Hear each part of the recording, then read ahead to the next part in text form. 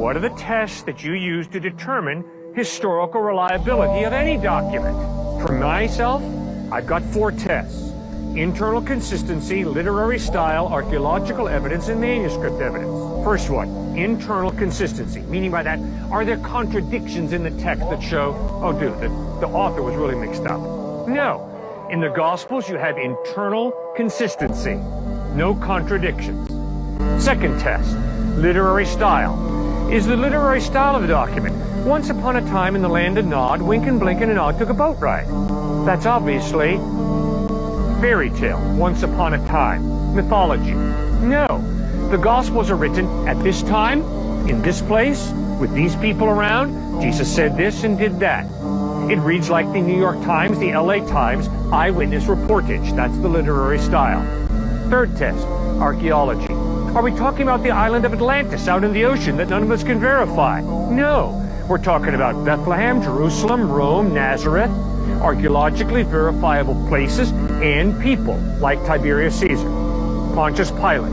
Fourth test. Come on, man. The Gospels are almost 2,000 years old. What gives you any degree of certainty that we really have today what the eyewitnesses wrote 2,000 years ago? The New Testament that we have today is based on over 5,200 Greek manuscripts or pieces of manuscript, dated from the 2nd to the 10th century AD, all agreeing to an infinitesimal degree.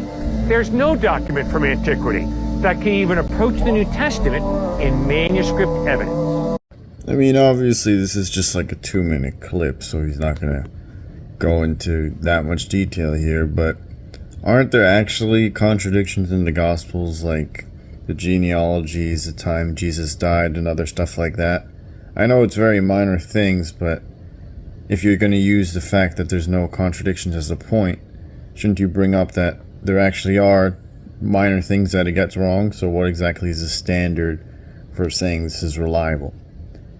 The second and fourth point, I think, are pretty good. The third point, I think it helps support that it has accurate archaeological details, but I don't think that makes it true by itself. But yeah, I don't think he's necessarily saying that, so I think that's good as a support. But yeah, my main thing I would be curious about is what he says about those contradictions, if he thinks there's actually none and they can all be reconciled, because that's not the most natural way of reading it. But that would be my main question.